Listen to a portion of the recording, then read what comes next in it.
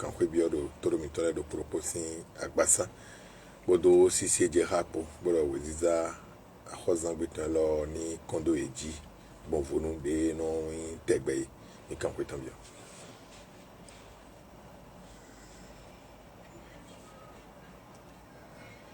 ok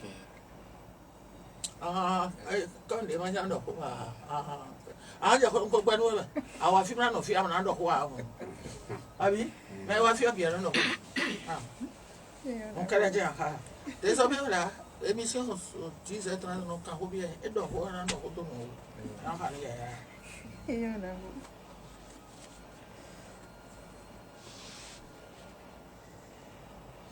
mà jadi rồi chứ à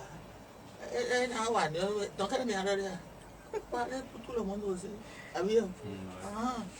D'accord.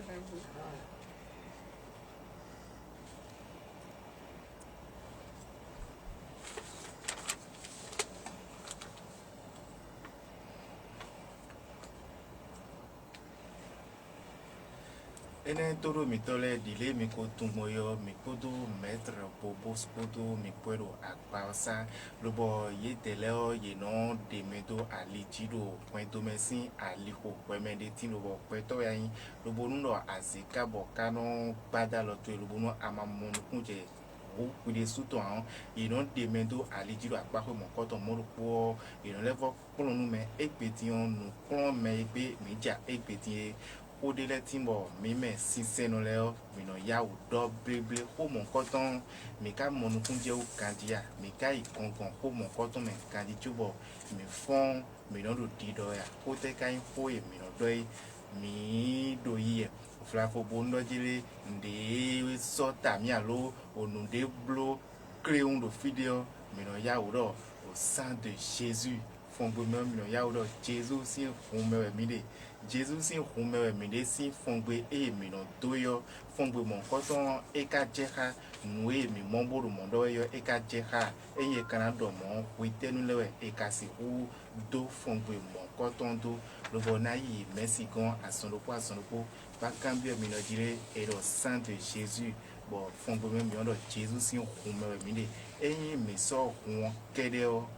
edo timende a mina si kuna mi timende do nko mo kere bo mi yore bo oh yana chenu mi godo no mi cambio po bo yana timenu mi bo mina zeto joto godo sina do gbe me fio me binoro ko suero no energy e pe o indidado lo do no ene dino do no ene we a no we uji e pe o jijo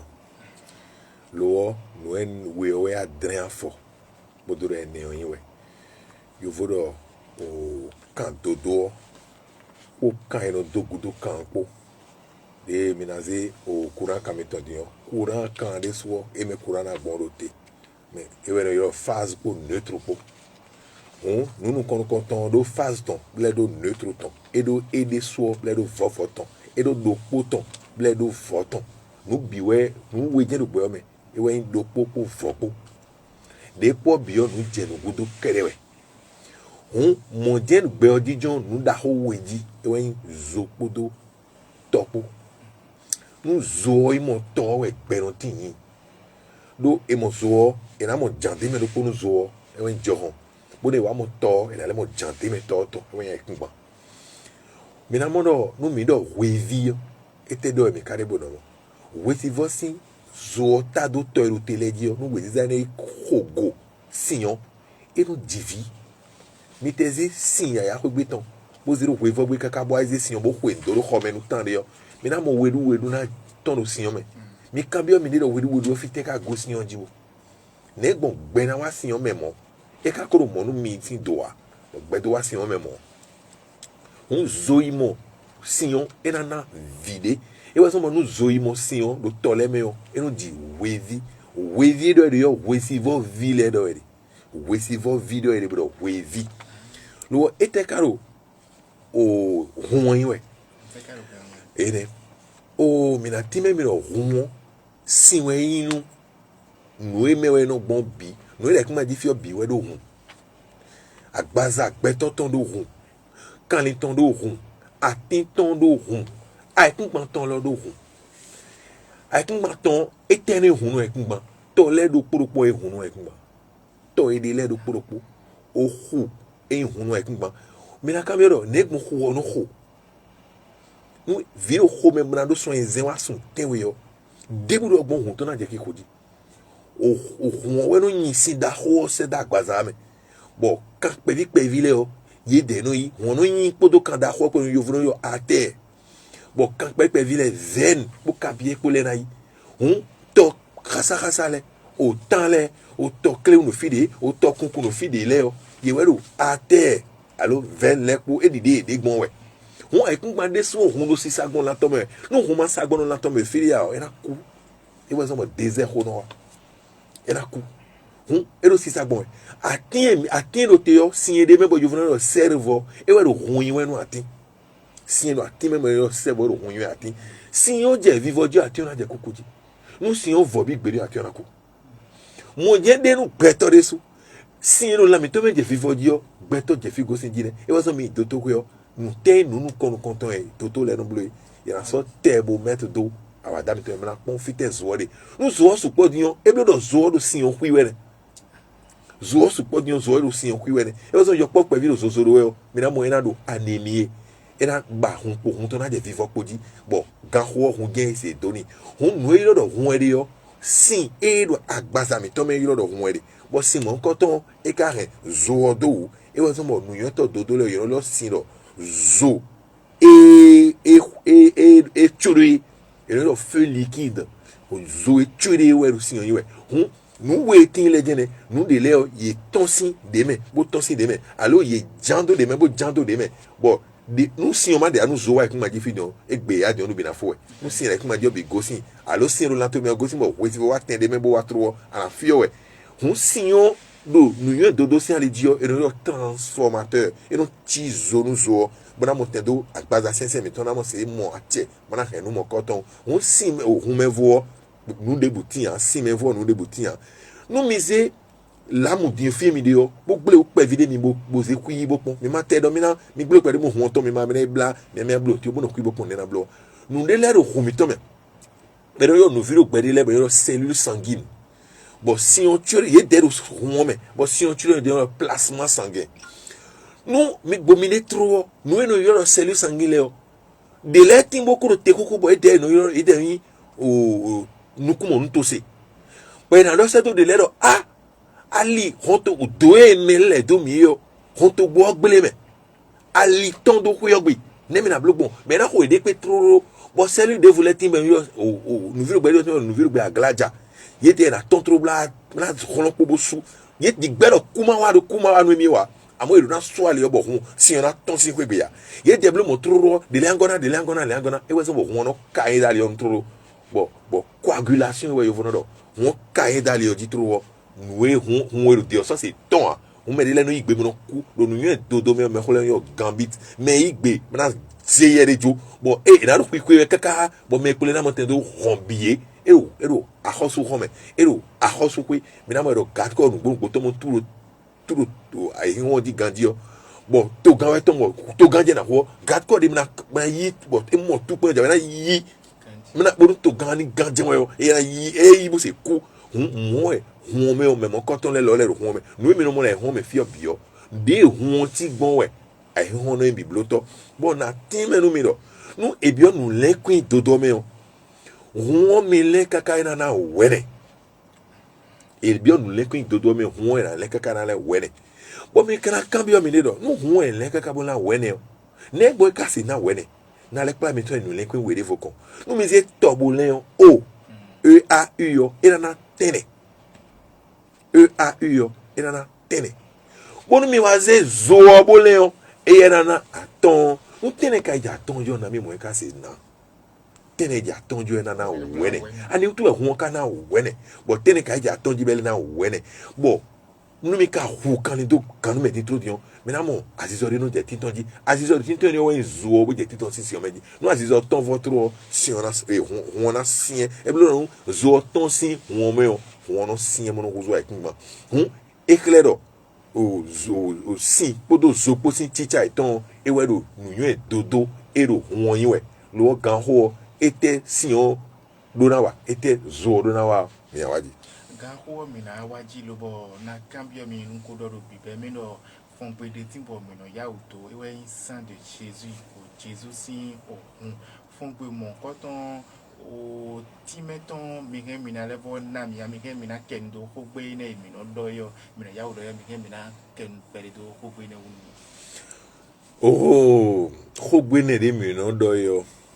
ho e bibeli do bo mi ma tun wa yo e ba so bo mi no ke belonu mi no ke belonu do mi tunu e do mi di o e do e ke nu va un pombo te to ko do di o belo kon me ne o di o a ke belonu sinu ne a do ho va mo to ko do di o bo ho do di o ke na vo ku nu tu ato no ato ho do di o gege amaka to ho do di o e a wi ni bi ne no a se tun no ho do gbo mi di o di do gbo mi di tu le do eleyon amo we tun a budo va won e huwe e we so bo do proverbe we mame o afotono ko anton pa afotono ko ne po e do ku po gbe po yin ho go sinu mi to me e ya ehun ya e kale do bibe me o do janwe me do bibe me o ho e ah we ka tun bibe wa obe a obe bo tun ho a tu na tun ho a ndo ya a tun ho ndo a be no do bo pile odo e o amblo dede nwe ko yin hun mo ndo ni ndo zopoto topu e honhon da ho we ni le o honhon ko suwe yin bo nde no do tia honhon ko suwe de bo nu de no do tia nu si dio honhon la si ton kaka bo sinado some gbon e na do nu gbon e bo gan ho ahon nu ezoma tese wa yo sino a che la si ton e do mi ze petor po ilo omo nu mi jado nu le kwime o ena tene bo si o kana tene be kon yo gbeto e blo si edo ede yo gbe o wen si o gbe o wen si o no gbe o man si o e si wa do gbeto a e ba so bo honhon do gbeto gbidigbidi bodo gbe o gbidigbidi but ni ono mi karo sang de Jésus o gbeto do kporo gbe mi do nu yen wa tede me il faut do niveau de conscience CP vina do ho CP vidon CP vina do ho CP vidon no ka ti mo CP vien tu aziza CP viton ko taton do peto yo po vuno de bo kaka blo so aton so ezen no wa de ono ko so be hen no le 6 do khole do me bo no mo de hen pe no nu ye mo ko ton si ho e fi asu je o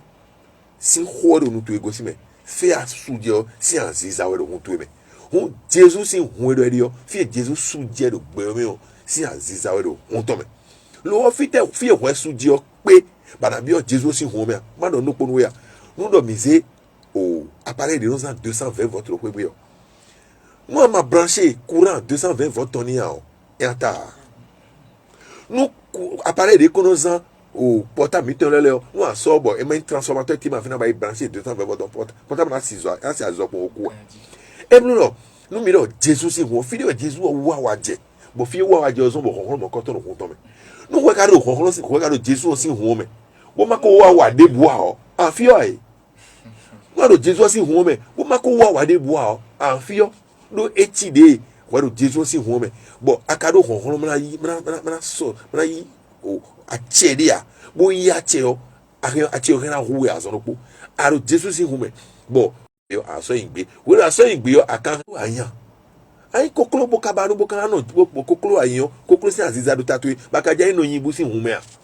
koklo si aziza do tui bakaja ino kinikini si hu me a ah bokle si hu do la to me bakaja no koklo si hu me koklo na so du do bokle do iye bro iwe koklo ogudo to mo wesunju ogudo to cho koklo ro wesunju ogudo to wa sa je ole do koklo ogudo nu koklo mi do wa sa je si hu me hu oku re nu bokle mi do koklo si hu me hu oku re enyina bio ewe ndo we ne le ato ne le de bua no kini si hu me ye bi ku ne hu mewe ayi aya jaka bro mi na we si hu me ma black video bo aya jaka si no we si hu me ana dogan mana wa awidon e globia na toga mana wa tukudon aka na we si hume do we ne le o ira so guide le me do 14,50 de moyenne ko me do 15 de moyenne po ye ya ede do nu wa me do ho me danda amo wa kaka zomede mono bo fi premier au 17 mo ne we no do 5 de moyenne mo bo e do ho me si me le yo we do ho me pepepe amo amlo me ari we do ho me de kan we voa kwa so tu no me do ho me amo me do ho me nous mon coton et de nous de me pom mato no si wole wia e me no hwere gbe pon mato hwere gbe si wole wia e no da zore me pon mato anzo si wole wia mama ina nya we si anzo mo koto me mama ina nya we si anzo mo koto me mama anta for senju da so me kaka be na he no gbele do we Monsieur, moi, je dis que quelqu'un soit donné. Jésus, il y a un temps. Oui, il y a un temps Jésus Christ. Nous pouvons être des gens qui ont été bon, on est les bouillons de l'étio. Non, et nous avons donné l'étio. Ni à dire au finir, et il y a ma way dire au finir, et nous watchons nous les bi. Maman, oui, c'est ça. Ayirato ndebu jio anamono mitrele budele no enu poisson no me alo pade bo mi debi ka se ne di boze jereto bosi hu o akwane si hu o kokolo si hu o peto si hu e kun fo pere aye mesi oh no era aí menu mi cambia mi no e pon fo hu Jesu o no wede agbone do no ado gbelo me choba na wa tende me be hen do hun to we do ache so mo ado na so gagbe o ase do gbelo me bo fu gan gbelo gbere a e wona ka to ye me hun gan e wona mi gan wa jo ko na do ah akuru no tia ma gbe ne akuru no kweton e hun no fi kwi no be kru no e ton e fi di we kwi no be kru no esi e wona mi kan no keke si ma gbe ne no gege de te be do po gere mi ma ton e wona mi mo don no po we de te e wona mi kan no Where si wona so aton oh de mton ko ya wa de akpon mi ne o de vile be aso me buru ko wa kwa ton me o e ma don yin ro ko ivono ton sin we ton ko ji mre yi ko do ko yi ko ai o bi kaka bo ka te ro kuton ni mre ko yi ko ai but de ka aso me ye we je 3e mo e ro je ko ti kuno ton kaka mre yi ko do akin ma we no lele do ko yi e blu do jire we kun we da yo o le xawe do e kun so gbe ne yi mais ya so me kan ji mro wa so mathematique me o e be aso me tro e na plan e do le nu le kun e go sin fofo boyi tene bueno do moi tene nu ye bio ye je no compare yo e na do antidécimal virgule bio le men e na plan ne o nu le nu compare yo e na plan e ensemble grand Z e blo do moins 4 no di plus 4 no di on 4 pour été rien na yi moins alors rien plus on décimètre ton di to jeji ton di 4 weri 4 décimètre ton di pour jeji ton di nu mi je 4 mo e na plan ensemble Q e une fraction le e blo do yezede gbogbo bo se de photo nous bo metin nous elole nous wa je 3e bo na kon we ensemble au relationnel bo et na do racine carrée et tête racine carrée couleur bo do racine carrée de 4 na 2 mathématique mathématique nous a je fin na do le faux le ndem ku so se na ko gbere o e do mo nu bo ale le bo je terminal yo e na le do nu do jide ko décimé nous e chon bakun na da e bo ni racine yo donc on est dans des temps il y a décimé eneo racine carrée ton coup de gbere o de beaucoup so de kun de gbere kun mo moins sin no racine carrée gule o mais gan ho e aje don ya na do moins sin no le no racine carrée gule hunu amaro susu e dide home we ma dogbon home 12 dogbon do lin me do home a do nu ne do no di me do décimé toto we ne do terminal sin lin me e azida asino do se yo e blo abi o ayi ho tension do la mene o alors que transformateur do na décimé fini kaka ba do yi me na ti nu pe we e do Jesus fun me na camera me we hun le ani o to e hun le na flin we do e hun le gbe ogan de ma gbe wa re la vierge me we na gbe o ndi gbe wa be na hun le gbe ogan o de klon mi bo mi se yo e do o hwe mi hule yo wele o supo kaka bo Jesus awa bo akudo hwe ne le sita ma timen we de do gbon we e do ma o yin wa nu gbe ton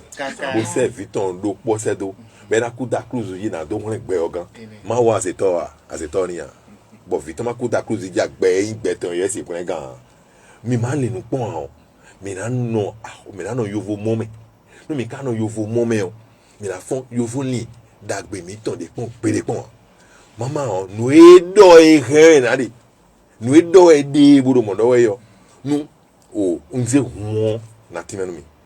won do mi do 14 o mi na ibi o Google Meet we ma metame mo na ze chiffre 14 o te do e chiffre 14 o won yin we mo won yin yo nu do poge we mo fide ai mo no wedi bo mo me le kun ku yo weso do wanya but verset de voulait bible même là when Jesus David jegudo to bo yi mo chuku fi kuku but David bi funfun no était Jesus do mais aduton ka we me ha de nous ko ya to so so mo do ai kuma jifia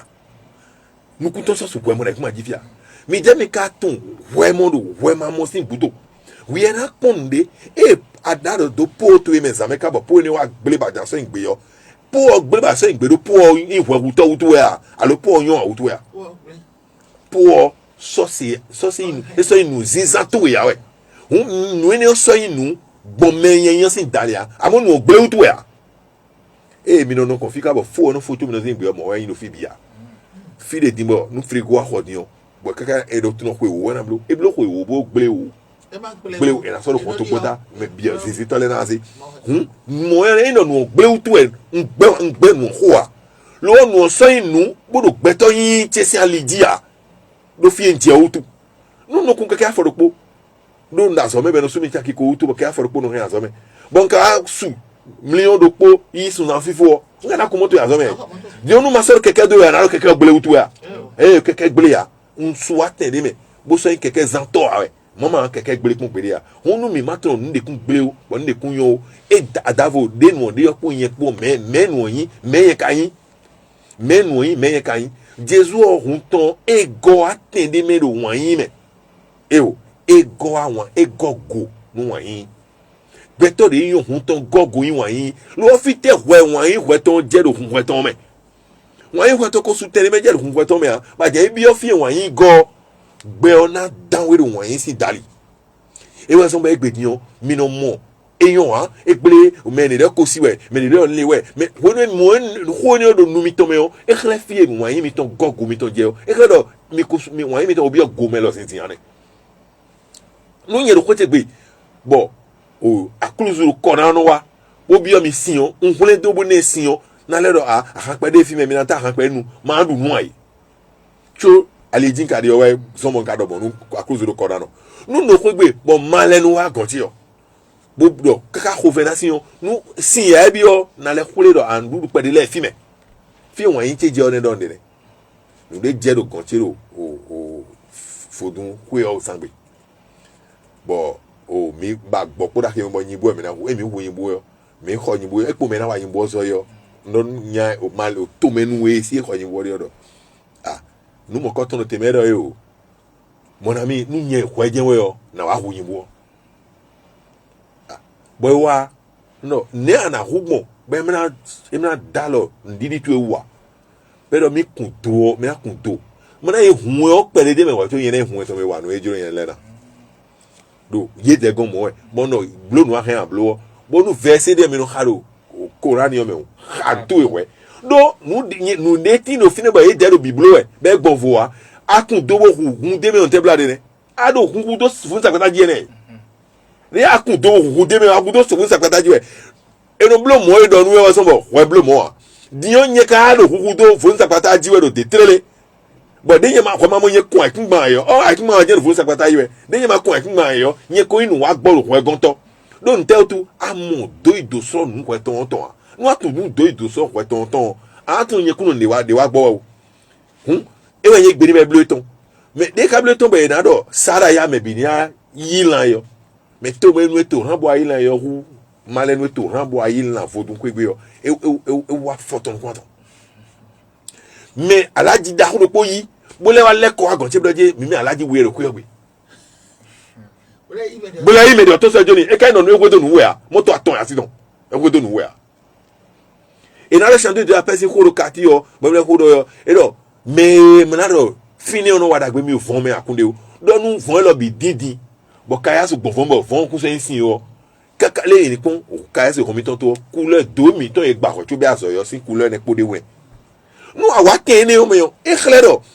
o wan do agbasa to me o ndo aton ni we nda yo e khlero wa tanton dandan e khlero wa o dandan e ndo o khodo nto me go se na so bo na mo wan do agbasa to me de wan yo de go no gbasa to me ade afoton ko to ade ton ko je dandan e so bo Jesu do le no kan le bi we do o kweli quand les bio do to mo gbo je de me lo gbeto vi okun ka do gbo je gbere o e bi lo nete nu won yan su wa ten de me la to me o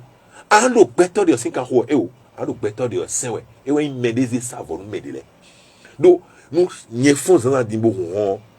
e no ko 21 bo aso me vi kodo me bi ko de na ye ko ren ko bo no le do so si nu e na no me na no ko so blo e kaka ba se ko mini do biro che but nye su me to so se pon ide ane alors nous vivons jason boisé toto ko mi non si montant de na pon viro toto ko ya kaka bo aso no le gbo me no ziwa ma fe ko se akwese to ko we bo ka me le foton do e die mo re fi asu jedo fi de gbigbo me o do moyin me o e me we hun to inati nu ama ko kan moyin o ton o do hun to ni do abia o ba ki fe bo ko do yo anado wide hu de vo no mi dino hun sin we e won yete nu abana no gbesu po hun moyin ni gonu wọ́n ní gọ́nù wá tó bó gọ́nù kó tó bó gọ́nù wà lọ́tọ́ ilẹ̀ ló ń tẹ́ tó ní wọ́n yẹn gọ́ wọn náà sọpọ́ jẹ́ wọ́n yẹn gọ́ wọn náà sọpọ́ jẹ́ àti wọ́n yẹn wé dèrò súnmọ́ yẹn hún ló jẹ́ pípé dé jí hún ló pípé dé sí ló látọ́ mi ló jẹ́ pípé jí sí látọ́ mi ká jẹ́ pípé jẹ́ kúkú jí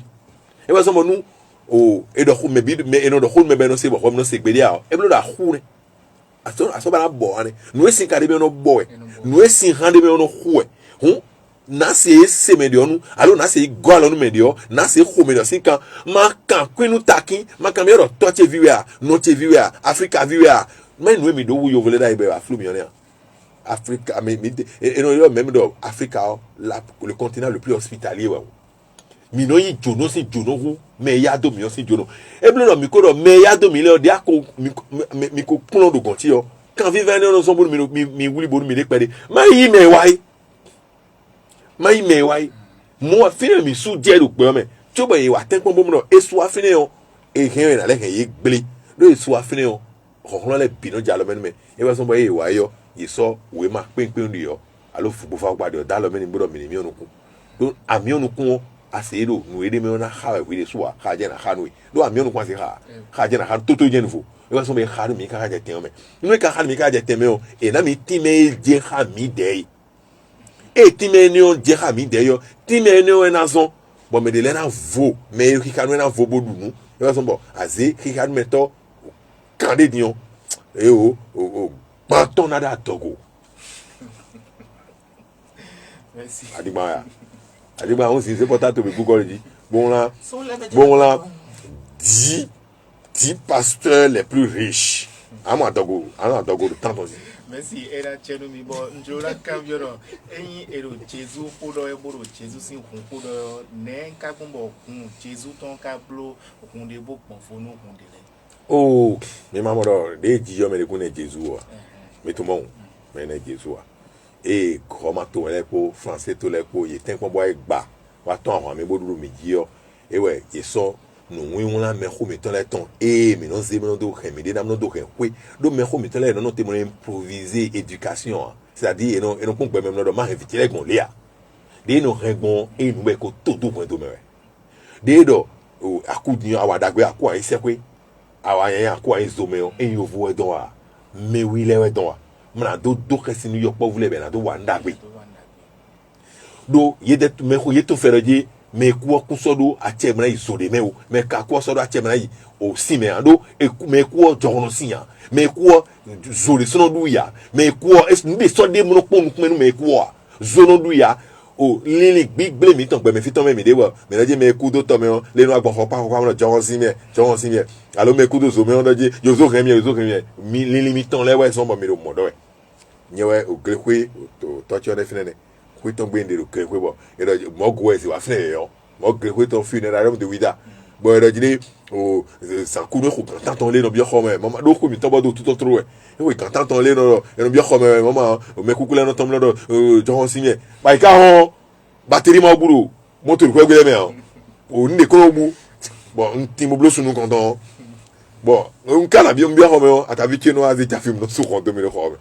bon matin ça mec bele wutu bon mo je le ka gbada no point bo su ron bon ka sabo amlo bati do popole bo fini o se John Smith o so pon me o je fan to we je kwe e to tore do di we e fan to e je do di dede bo je me o go tun kwe kan ji aye fan e je me jo bon mo kan ji lo me we ne wa ni But then wa yero moto bati na fi ye wa ba che glen di olo bo ahun kapo ehun kapo e tun bateri bo si dai e si dai yo won mo ba kiza re ro pe yo didan yo ye za kiza na su kapo e na se subonu ni ma do gbao bo me comment on na fo e wa za kiza bo su kapo do dede we de mo na so yi gbe ja na o han afo me on ton do dolo wa atavi de no atavi wo ye fon yo wa mo me ka bo nya no sai sans ro to mi tanji yo nya we mo e me kwa de yo o fa chetura ka bo ye ku ho di do no mo kezi yo e je ye wanu exam no mo kezi je ye wanu no no wi mo logo so sa di exam o wi ze pobo do e ze wa yin pobo sa di wo ku yo gba ze mo gbeto le be no me ka ze logo so je wi so nto be dadu no so de ti mo no ti me koku ya o to de ti bo ko ji me koku ya de budogbon e agosi fine yo asoto zoho ka asoto toho me kuo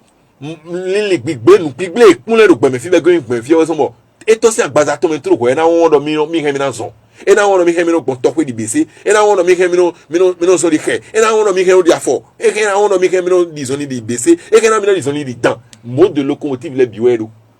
mode de locomotive le biwero agosi agbaza to de awon le biya na rafuni bo he anzan on zoho de so dia lo e no kun e po vule berado e ado wa nda gbe wutu e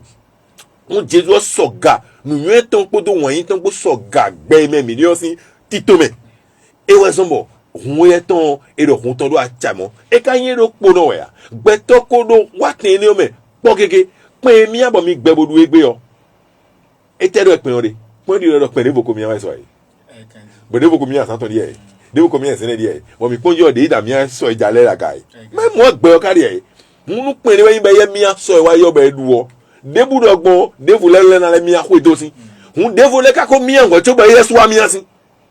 allo devu le ko mi an go yesu wa mi an dada hun e ma te pin no po a pin ko jowo to pin tin ye ton wa jo hun mi an do po go ba yen di jo to Christ de l'Inde ben Christ now e ko no gbe nu 3000 lan go ba yen Jesus jito nu e ka jo to jito bi yen wa do Jesus de so e ku do ajoto weteti bon nous comptons do no ayi ma o vi gandi won le mi gan wetu won le me ogan bon me godo chuhodo nu mi de wa si ku mi we be do e o fi mi de di ko ko ado eze lettre po bo se won la me de oton bo se nu po la me de oton na pepepe e yo e ka do me e ka mo me die a e do sun kan ti wo mi o jije be do khusu de me be e don bo mo peta de me bo se hun ete mo to ni ka ma mo no ni a e lo de egbe mo no ni si hun ma i banu so inu kon e wa sombo mi he e u mi he e ka do mi he bodo jijire do de wu a e na sombo ko so anado nu me de ko blo ko ti wa Jesu ablo bo nu Jesu ablo din hu yin de su he o na do gan nu kan na do gan o ne nka se do gan gbon in do gan o na kwe do gbeto yin e me wa tun to do hwiri ma ba ndo bo so tun Krishna MS Enoch Orphe Orumila aso tun menele si ni no me a e ka pon de Horus Osiris Isis le no boya bon do e won so tun ni abo Jesu we apon we yo amakara do to Jesu o na pon do ne we ka huzu mo gbon adia ne we huzu mo gbon adia no ma do to mo a nu do no bible lo po de do Jesu e do Dieu a tant aimé le monde il a envoyé son unique fils ça veut dire quoi ça veut dire que le poguero alors Satan yo mi ka do viton e ba e kun se tono Pourquoi ça c'est toi bon pourquoi il y a un unique fils de pourquoi Dieu a tant aimé le monde et a envoyé son fils docile et loyal sauver le monde bon pourquoi il y a un vidéo le temps ouais dès le final vie c'est n'y a kaka ba on ya mais bon Jésus est là on mais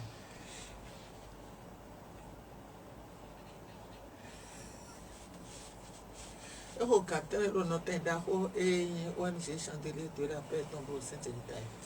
Oh merci tiens un jour na cambio mais dès le timbo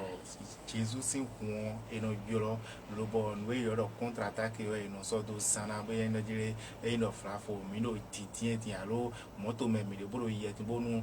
mi ado amlonto e bondo moto o we friend cha bolo mi afonde no mi ondo sang de Jésus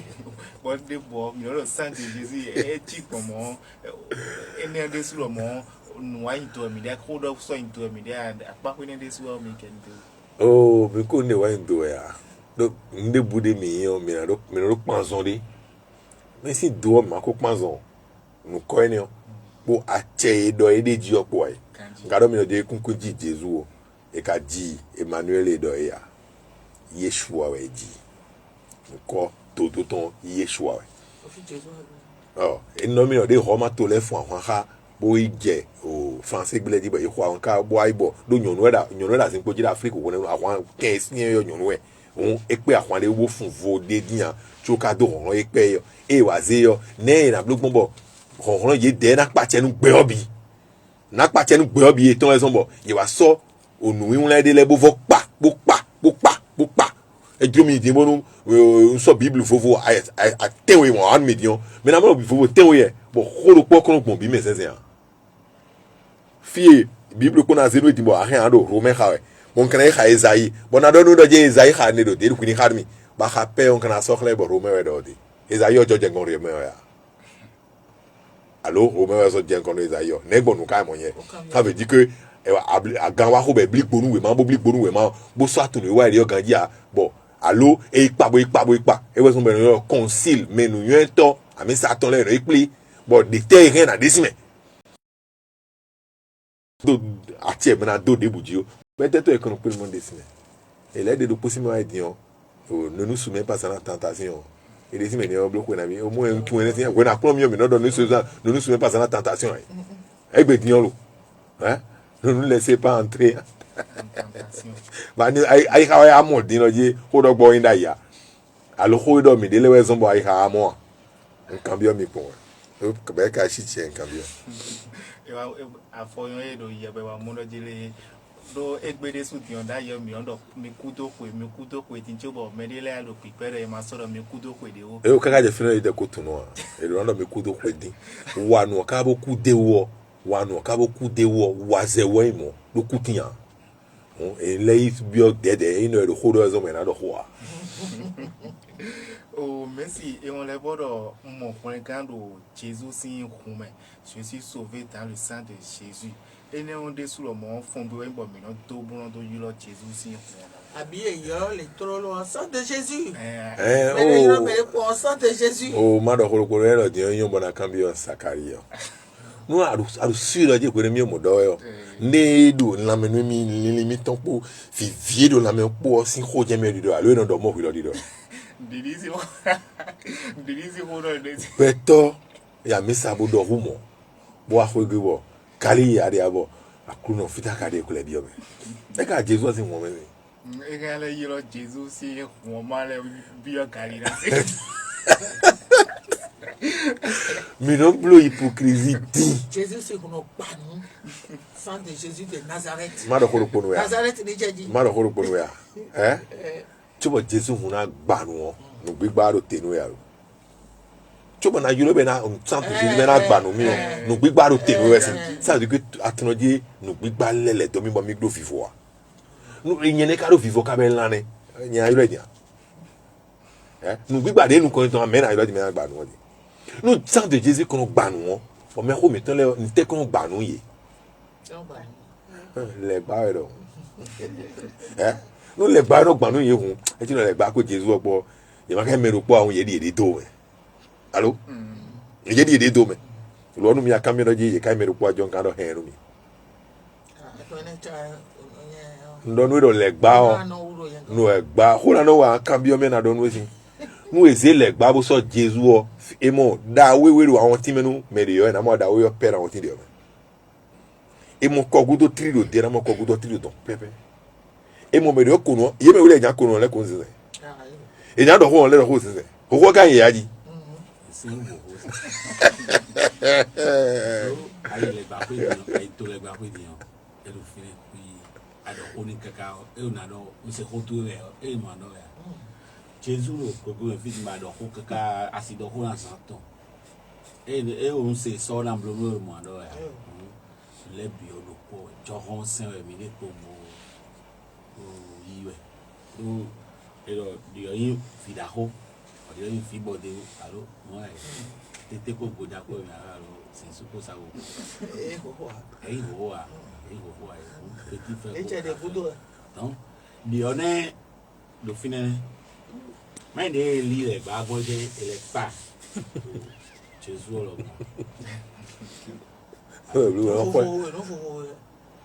Ah, mais beto play bodo le gaya. Jésus me recommence il sort me j'ai dit me blono yo. Mais ti me ton to je le ablona. Maybe my igbe no na. Alors non c'est aussi ma mi ton formé da. Maybe igbe no na. Ah hier mi na todo.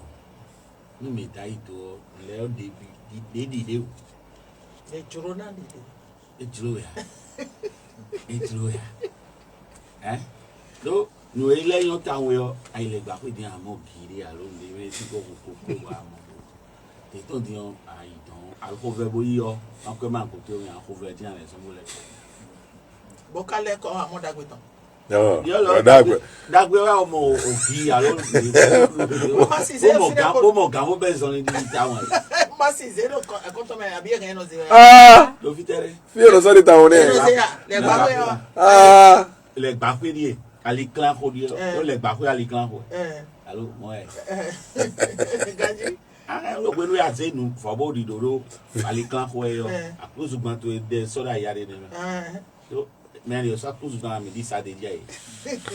Atari. Le de a pepe yo. Pepe. So ayi le gba to le gba pe bo ba pe to ko pere a. Akale yi egbere ba pe to ko. O te do mi kare fite mi ka gosi. Ayi ka mi na hen.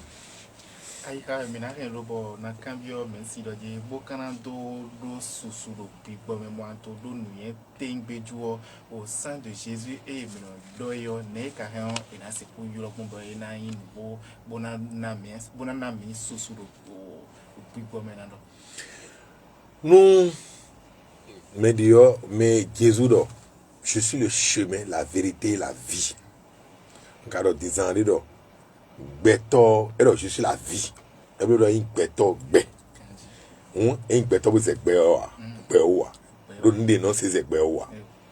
alors, nous, il y a mais tant que nous avons on top of it. Who is done Jesus of me? Ele who top of what another 1 year. But next me come with me come top of me turn to some. So me the other me be top of me turn kind of you going better. Bear si talk. Me that bear away me. But me the kind of me be. Every door when we know the door. No me your 1 minute less than 2 years. That go to le kodomo no kokodo. No an your 1 minute as a wewa. Mo gbada ku level don yo re do ko gbeto nu anyo wa melena wa ina wa tetu me ponwe nu ere na se tuton we yesu ye ko le wa gbe o sin gbe odon pe a o so ta gbe odon pe a ni nu do mi ke mi na se tuche we tun je mi ko fo nu ko fo na do mi na se tuche a mi ko janwe ma meri nu mi ko fo mi nyon wa mi na se tuche nous mi son ko indole di bo wa ko indole di o mi na blum na le blo rumi won to mi ko blo bi yo ai ba ni to ma se mo nu je tin ele me nu ma se blo bi a but to ko to ka do gbeto do po ai nu gbeto ayan hun anafan ka ka ma le vivre nu si kan van de e monter no se no vo gege lo anafan ka ka me vivre nu e na inu na da ito me akanafan ka ka me vivre nu ana ho wan yin si kanu gbo ana ekoloyin akasi ko wan yin kan ma do nu yan ya wọ́n yín sí kan bá amado nu yẹn ara wà nù bọ̀ àwọn wà nù gugu do ayin ado yin wà nù mẹ wọ́n yin wà nù mẹ kpó o alẹ́ wà nù bọ̀ ìnà alẹ́ fúluwé kẹkẹ náà àdó kẹkẹ tèmi náà dọ̀ egbe wẹ̀ kẹkẹ wà sísẹ́ mi báwo sẹ́sẹ́ gbé bó sẹ́sẹ́ kìtìyẹ dá yìí dẹ́ yin wà nù mẹ gbọ́n mẹ́rin fún asọ́ sàkìtìyẹ rò dé ayin wà nù mẹ bodo nu yẹn yàrá mẹ náà yin wà bodo nu yẹn bẹ́ẹ̀ dọ̀ wà sọ́ asọ́ sàkìtìyẹ odò ọ̀sọ́ gbà wọ́n yin tó kpó nu yẹn tó kpó zọ́n ali nẹ nous mo ayi nu woni akake ando ayi wanu me bona le yo do nu yo bukan le tun zan le yon zan we yo sagesse won ayi yo gonu nu yo be ka tun zan e we yo sagesse anu ate tun ne blo susu kere ne adine un debu do bon mi na tro nu mi dona zan nu mo koton bona zan da li debu dio mi na kan ozun mi na je won ayi no zo sin we zun kanji do 14 windows design yo wan yin we so damo sun lo me 14 sun lo me to mi no du kwe ani utu 14 km mi o du wan yin we ani utu mi ka du wan yin kwe awo mi no do si mete no do But then who can go? I knew to I got when I named Legativo. I knew to a Macassi Dormia. Eh? I knew to a Macassi Dormia. Eh? Mais vovo moyen vovo me ronron bilia. I knew to me présidence oui mi me jomé ya ikpe mi on tête api vovo. I knew to nous les mi mon conseil camion mi le pere ya. Ma camion mi le pere mi c'est on ya. Ma ka on ya mi c'est ni atun ya. Ma ka tunu on mi ka c'est ni anzambe na machia. Bo ezi lamu yo pa vous dire ni senu. E po ile ti tro di. E won ye tunu awe. To nu da gbe ese do ni blopo o lamu po. E ka ke na le gble were na. Wono ti no si le yo to so wono one day ado mi de. Kun le biru gbe me no wa.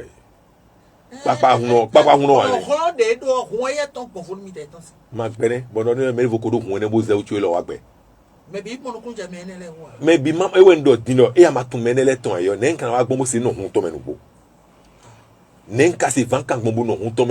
me tengbeju. Nu ma no gboro ponu e nu asiri no hun to me tengbeju abezina yo lo ya. Ako nu o me. Ba te tin yo lo. Me le wa plo mi nu ko to le wa. Ba te to e ko mi to bi ka jo meleji. Eh me nu ko to le wa plo mi do bi te mo mi na do bo. Me nu ko to le ko tun de we ya. Ah, nu ko to de le ko tun de we ya, ko tun de we ya. E ma tun de bu ne. Ba to no e ma se plo mi. O nu e vesi mi tun ase nu e ku plo nu e ro enu me o, e o plo ro de me ya. Yo plo ro z me, yo plo ro q me, yo plo ro r me, kamera plo c me, na plo ro u me, kamera plo ro o me. Nu e popo won ako ifide ay plo jara bo ya. Alo ma no nu belo no nu to klewe ro de. Mama ena se kasu me ena se o basi amana dum na le o nu nyondo abi sa ko me. Ko ene dia. Alo ena se la mo na fun na ko nyonu ko da mi sa ko me. Bo mi na je menele ko tunu. Ça dit que nu kunton Jésus so do e do nu kunton no de opla nu kunton no de yo do gongon lo te pon ye. Nu kunton no nu kuno pa ntebe de bodo no e. E blo le nu kunton le nu kunton no. Bo me pe nu kunton no. Nyere nyo mi sa ho de me di me ale una city e fine dia. Un ko to amara dingba ne e. E se kite lo. Bo yen jiyon ha se to yan kite me na iwule gbe do passe nu ko. E se le ko ngamba e kite bo ile we ni o go fino dato we yen ye. E do volonté ne wo ti fino dato we yen ye. E te imo. Alo yan yi ba mi sa wo mi alo sun le ni abo yen akole o get fu to mo. Bo yen ti mo ra le ko mi dia. Kaka ke be do enu mo ko to nu wo bo kwa yigbe. Alo e do kwina mi o tonu bo je pipe o to me jibo. Bo e do je kwina kro yo nu o to me kwa jo kwa jivi. Bo kwa na blo bo ne le bo kwa su bo pon o ku fini. Nu didi aga. Nu aga iton fini amono kwa su a o le o vele nu kwide ka bo mo mi nyuno mi ne do veme o. E wa so bo e don bon fini o. E hypnotiser we o. E fulu ayi ha to e bulu nu wa. E fulu ayi ha to e bulu nu wa ha we. No dan de don kele dia fi bi egbon lo me wa yi be ke na fulu ayi ha to e ko da ho ai malen ko amon we don yo ai fodu me amon we don me na fulu me lo le to me na fulu me de bo fulu me de le ipo fibi no e gaye me bo yo no ya bo be kan yi se do e fulu ayi ton e le to e ke na fulu ayi ha to yo yan so nu da ko do nu kon we me do fe ta bo black ba de jo no ya wuli nu hu me zero kloklozo fe ta kloklozo kan me hu edonu mu yovoroje moto ina moto mi bo mi ka o te mi na sani do ton mi na ziani amo na su déplacement kwe eze kwe joy mais nous von badi ne nous ero ndo moto sin hudo a wi lo mla kan ko to wa hun nous von badi e ro ro je kwina mo se ko to me yo ba ka ko se ko to me de sin kan e be ka jele kwi wa mi sa lo ina na we se ko to me sin ati na we rongan do fi yo ayi ko to sin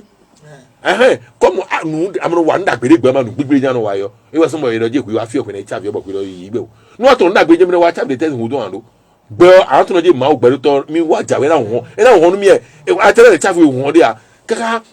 fi ande on only di mena de no préparer nous président américain jawe Benedion mi mo de ke no préparer mo e bo ele da chebo de wa yo ele gbe mi ko nwe Porto Novo wa un président on mi de ton rendu et to revo na gbe un kweton fi aja ça veut dire quoi yo khopo khogudo khopo mais ayan na zombo kaka jawe yo ma wo de so do run we saguto bi do fi tengbe ro po jawe me mi blo mi ne do na yi Jonathan bo ho to gbonu do po enu hunu me bi o yan hun te ba tan lenu pe ba bi o me bo ina ro nu kho e blo khajiwe e no ja mi sa ho me agbo me na we ne wa me bi ye wulu ayi nu we no ka wulu ayi nu we bo ero dido yo yan ro akpo na ewe e maka na akpo ya o yan le ide so le da ido wa e wa so mo eno jeji ni mo ndo akpo na me bo ho lo le me no jeji mi Merci njura cambio ro Sainte Jésus de mi no doyo mi do pigbe we akabi le mi no yolo mo yo we ma sokuya. no putin e no yoro egrégore aziza wa imbo beto no da bon lili tome bon ho tome bon wala tome mo le den du neji no eten du e no le ku e wa yin wenu e mi le sang de Jésus de hodo mi de bo dadu lili mi tome Jésus ne gago ne me e di asonopo wene mi fomo do lili dadu lili lese do konton yo e la gbadu e wene mi fomo do sang de Jésus do elevora agbado e woni mi formulo walo dagbe walo e je khaleblo elevora agbado e ngber me de ma do sang de Jésus wa e na sang de Jésus bena wazoni bi do Jésus do qui te soit fait selon ta foi e na wazoni we lo ma le do ko ponu we e ne we nde bude abu 1 2 anu ile pon 1 2 anu ile pon lo no le cha kini ya ki me wewe a lulu we no zedo amo oui 1 2 nous e so rien do comme la bloc pedi tu me na global na do oh Jésus bo hule mi de me o wa sa to ka pe video bon Jésus 1 2 Jésus o e na cha mo ko ton bo cha bo no le ba hon poro e a hon do me vo go me bo ko gan sa do hon do no video papa kaka bo san ku bele yilo bo ndu konton ye bo ntewe papa yo ne khasi adimi papa il mi so wonu enu jono na de bo na le goton ne do hoton cha nu mi mo de fignon aso bi yi na gon pe me yo fi o kikawe ko gbe o kikawe ça veut dire que nous dimanche le po di mo na autominaton bon son bu na gon et c'est signe ou be 100 ton yo nte otu no yi kwe ya awa mi gon ro po egbon fonu akule wa Merci au missionnaire mais hemi na yik pinado o mendele tingo di lenko dog me we me kleun enye do ko bonu khede ko tingo akao in the sang de Jésus ado amondo do moto me bonu e we friend chao in the sang de Jésus bo nous debo sang de Jésus ado sang de Jésus yo lo do no to fu isin tame mo kaka e sano ado sin debo na tem dali bono be egbe mo ne sori me apa wo do yi pelu mi do pine o mendele do no cambio we o okay Nestor edo jire mi do tindo jire o mendele tin lobo ye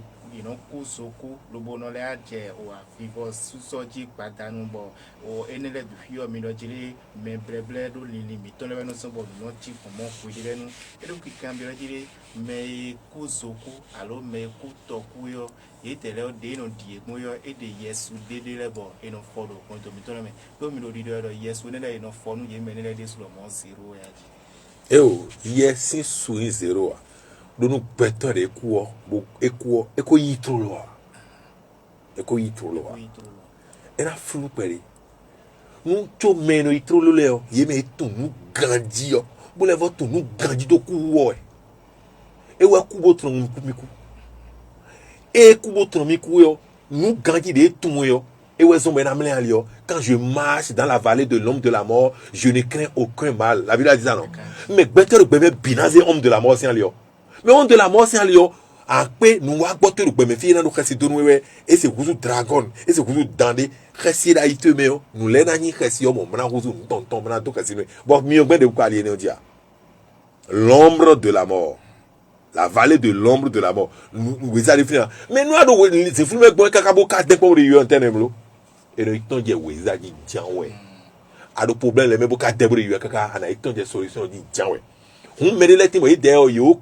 Jésus dans l'évangile de Thomas mais si vous n'apprenez pas de votre vivant à mourir et à ressusciter le jour de la vraie mort le passage dans l'au-delà sera difficile c'est-à-dire autrement on doit donc faire encore pour de erenoku mon va fondement tiobono aku nous boton ah c'est bon ton maman ou fier ça avant ma blonde mon coton hein bon maintenant o atabi maintenant ko mi kura jago di mo wa de to pa fi bien nu gan ho bon dabi a wo ta fi bi bo e kute le bodo me na so se fi yo e na go di video na version je me na leti o amagasa do fine no play do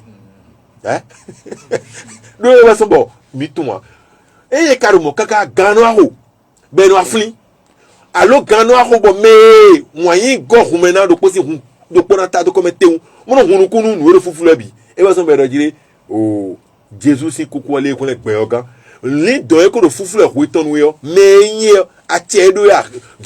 we ziza do gbe san to me o we hun to me o won do pokon yan e na do we ziza wa ko me do we ziza wa yi we ziza no wa yi le yo e na de ale nu nu e ko fufu le bi e ba so mo gbe to tin dibo si agaja ko nu ku bo pe ibo ya oui o pe bo ya do àwọn gbono yi wa ten ni o me so me fufu lo yesu ma fluye tonzo bo me khule no for yesu mo bo nu de chobo ya no tegbon hume na ko yin chobo na amonu kun la yo me khule no for yesu mo ya odon mero fi agbon ri e bo yin so e ko fo wa nu yo te ro ku egbe bo yin aseto gbobli yin me no du me yin aseto a bo re na me ko ko plato kaka bo plato ko asra ton si o sinye me no gbon yi fi vallée de l'homme de la mort et la kaka to ton fi na no me ali lo tele lebi na teme ka ma dikasio e jo mo mi Google di mi fouiller et le c'est pas le livre de la vie des pharaons mais na mo do mere kudo pharaon laisse me mere pono go si fi de mo no ahan ara to na do dalo bo ni dasa ni do dalo bo ni do dasa si fulu ne o ewe but yo mi na camera nyesu e camion ide aso no ko ne amisa mi na do bibion mele o hote kon jouer et on jouer 12e joueur sin rôle somi me madikasio me fakan dido amisa mi na so me rôle non jouer ne donc no do yiwa bro yiwa kasi de bo kasero bo sero do somi madikasio continue ere na to se kan me no merci no e no jouer mama o no e kwire so awale o ana binale pantawi kasi we a compte ma do e was mi no dikasio fi beaucoup draw bon de nyame kasi na dio draw me nous mi kalo pa kodo ni no me ton naturel bon de na do kasi no draw me so no le ku pa control draw me mi na mo beto na goje mi na do le mi mele khido mi bo ti bo da we bo da fo mi ho e gbable zan me bo ye bi gbado mi fon how you do akon pade do fi ni o me ne mama zan me na da kon ma be ge ma fon de ko tempo Merci lui mi ti me kaka so do de ya cambio do ne mi kana yo Jesus sin bo bo na wa so ro peto ro nous nous comptons de limite mais kaka fort mina to grando walo ton le mina zero walo me limite mina zero limite ho ton le mina zero walo me donc mi sero sen mi sero ze ho do azoa bo je sujet sendi ho e ka zero te ho le mi bo le na mi atie bo na mi zizi bo di de mina ze ho do azoyo mi jo ho do ba ro gbeto yinyin ton senwe nous mina yo Jesus si kumena wa so nu mi yo gbe mi na doka Jesus o we mi do gbe de ka bo gbe na be ama yin ton bo e do ku nu wa to bi ni wan yin sinu bo fo ti ka do je to mo di die ba ka awro sans de Jesus ke do Jesus o je me o je e bi lo je sans ale ke sans do me yo le me bo ko do so do ku ni ko ton ni na do ni he do ari allo mais de carrière do khode mais de do ye ma do khode no abro ton yiwe kwi bo zere do monu sisirote bo yi ton ye kwi bo do khode no ya bo ka yin ho ni o de yo mi me wele me ma mo ye wan yin wedo wi yo me wan yin wedo me nu re kwije wa tele me we no dimion ono ya no ta o mi odo banki ya me asona bi konta mi odo so kota anything hein ena chero mi merci o sogro Philippe si wome ede sulomo eto pelu mi bo pato mi kakado no prom mi di oedo tinti me do jele ena zon lobo mi na ton e lo ki cambio jele ho e mi do e petindo au sein de Jésus we mi carrément enai o débat contradictoire de non do mo lobo ye me o ma o ko do to le ko mi ko na no kombo ena si po do to aji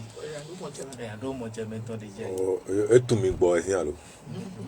me ma tu mi gbo era kan e bi o ma ko do ni vemba émission to e ma do chi me na gbon bo yese tene continue o ye pono ge yen je tagba ton ko gbe ya e so inu egbe ton e ka egbe di o e se tele do egbe di o gbo me bi eni o kere we tele do so do gbo me bi do nu yo to da ko o sha e do gbo me bo mesin Seuzo dano a cheji digi egbe edo mi je mi ro to chi se ko do mi de yo emi ro sisi e ba ro fifi no emi we dio na do nu mesi do we te no mesi yo lo sa do Jésus to do mi ko tu en mi ti lo won yin ni ko mi chobo nu mi si yo ra da wa so do o mi wu won yin o ko ka di enu we mi no do di mi no se to wa lo mi to le mi no se to sin san mi to le me aye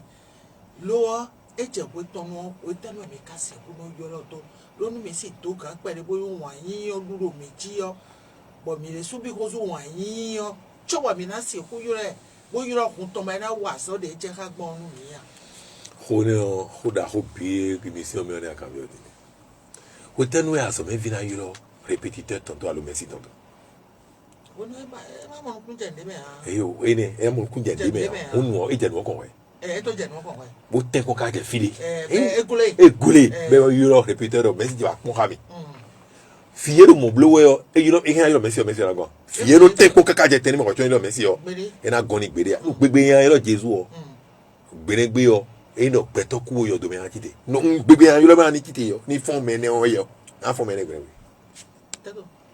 Donc, non, il a dit, pour qu'à gandoué, ma so gay. Bon, nous, il a vie, d'agbe, il a mis à où est-ce qu'on a oh, nous comptons un ah, oh, Jésus. Et nous, il a pour agbe, et le ni bo imo di tro di yo ai ron pe chu ba imo adado jin kare nkwe afodo teken bo iromi bodo on poche 18 ni mi ko do dine se lu ke mi kare mi ka se khoti we nka se portable ke bo ka do pa bo mi se khoti we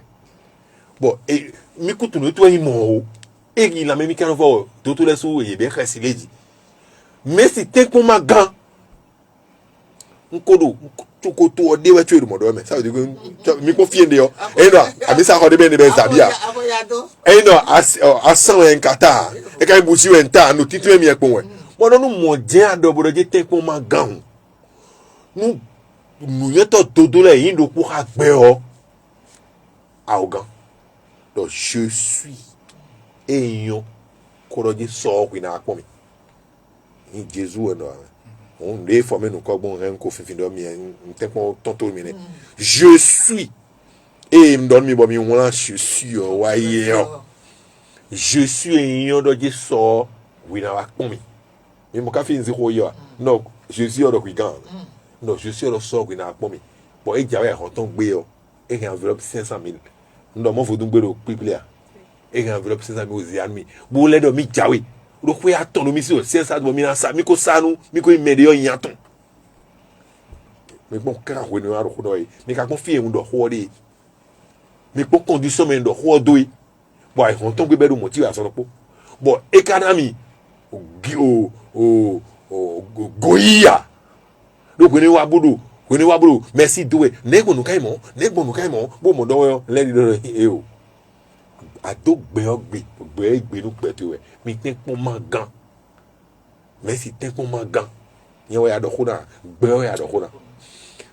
na we ti odo 70 ans mo bon no viton de soyan ko ba no pro le bi to sin ke be wa konti bo do khol mi bo no je ko nu do nde buele na jawe kho tu bo se me mi na fo be ko gbe fofo to e ka so mon tui fofo to nu me de 70 ans do mi fofo wa et au c'est 82 mon doit ni dion fofo nu de ma se nenu bo wa bo gbe to so po lo konti dion se ko be ko so no wa na we afun pe ko do le nu mi wa mi mo no vi mi ton le be we do no bible bo mi ka mo merci bobo so je kai da ton be nu ko de me be rembo o le ni gbaka mama mi na huidi bo nu ku mi ton me gbaka go de blami mbo mi lo ho do bro no kan yo e mo mi ne so di so ni de bo ai bo fofo do je ke no fofo e kiswe e do nya vi lo mi na gongon ton gbede asi ko e mi e ren wa mi de mi le ko ibo do yin we bo wa bokun mi yan do mo do ni do ma do ni do nu de bo do nu gole o se lo mi na fo ajo ndo bo to kameji de nu mi do kan fon e bo gan wa ho bo mi bi yo de mi na bi ogbo na kan so bo na mi edo de bu do gbon mi na yi jewe amo de o mi ko so mi de o so mi ko de to mi no bi omo no ile ise ngbe do mi no le bi omo no duwa we na bi ono mi no nu ku ti mi won na we ba so ngbe yo ba bio de vona na we ya abio de vo si na we ya hun mini tun ko mi he mi na bio yi ni no ko wa kere bi me we tí o bá mi na re bio ina nyon mi na fi no blo émission de kofi bon nya e cambio do na mi honhon da ko ko bo ina si honhon le bi be bla lo kere ko bo zejoni bodo no esien bi e glo bio e we na pon lo kere no e wona de me esien bi bo glo bio e tato e fa ka do moni wono ajotela yen kaka be kan kaka why son doro po me bo so se yi aba jote ka jawe e fi bi ne so po tia bon e hunu ero gbe o e hunu e wona de me gbe o ko hun e we gan be ti hu do fini o ajotolele agare so da pato bo ki se do ton le bi te fini bo do kwi la mi no fini bon e ben to mi fini bo no fini ka ba i hozanten bo ase so ton le bo dido bo kaka ma mo e be yi no e je ko gbe mi Jesus se ro je Jesus blo e ka no me se no se no me se blo e ka no ni no se male blo nu bo o gbe we blo no ne bi ka do gbe o me ko fo Mo kwa so mi na. mi ko be ya Oh, merci. Mais ça, nous prenons des doutes, le boblodo, nous voyons pentacle, nous blodo, mon coton, mais des catin boy, on a les voix, et l'autre qui cambie, des cacajetions, nous voyons mijo, mi à l'évo moji, mais car le bibado, mi à l'évo natime, au pentacle, quand même, quoi, il nous bolo, mi à ce qu'on a mis, time, ton père, mais ma commune, qu'on dit, voilà, et des souvenirs, mon qu'on dit, o no e pentacle d'idée ouais idée kado sime bo sime le do kokoro a cheton ya mo egbe de mi o vendredi sime vendredi ton sime jeudi ton e o sime e no enya ma sime o ka jan bi o fofo me pere to yin orange e won sime egbe ton di sime so wa ton ka ko sime fe sino no popo edo sime no popo ka edo dide no popo a dide ze sime o de la le gbon fofo bo edo honhon ye ton a khosu honhon de dudeji honhon de o alo dation se honhon de o abisi honhon de o vivisi honhon de no popo ti le de teme me kana mo o edo so edo si na eno vivi so de sipo na ya e wa so mo no e so no eni o dote mana do bio li de me na do monde yo e blodo e kwesi ponu e dome wa tenti menu honhon e ka dome wa tenti menu honhon no ya o segbe da lo nu me e wo so nu enele o e yan chere bo me kole mo nu kunje o mo no 0 10 me mi na mo de do fodu gwa igbon e we fodu aipon sagbata bo kun go yan gbo fojen allo yan gbo fojen we ohun nu njan bi o la mesin ho si da gbe yo bo la me ti na sin o na igu ogon la me ti ni sin re o sin zo re wa nga jan yi bi o dokun o na ibi otokun yewe sagbata lo dokun no nga ibi otokun o la me ma sienu mi a nga se wa zo bo mo dokun o na agu ogo ma bi otokun hun nu do poropo de dide enele o eti vodun le do poko si dide do hun e bo me ho le zida yi do asi ado ahwandi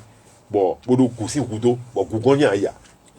allo asi da ahwandi bodo dancing besoin bo dion ho ti we yan le ko ikwe ma le ko den dan tu an le fun àwọn afo wa lo me khole hen do dide nele akome for gan khonu edo hudo nele o dide nele no ye we do propose temenu ye be no do waso edo do o edo bi ba ba ko wa do mi de jan blo edo fo mo no san ko de mo blo be no supa so ko a blo no gbe blo so auto o me de hudo to me o ni se ko chande de appel mina fli an loka mi to mina 97 07 82 110 allo 95 86 28 au 97 07 82 70 elle est le WhatsApp on ywe et wa phénoménalement mais kai au champ de la personne page sur Facebook yo mais kale tian bo hodo ena cheru mi o toro mi tole o chobonu mi na ya choka sa bre won mi na yi funeral kan ka pe bio o so ho do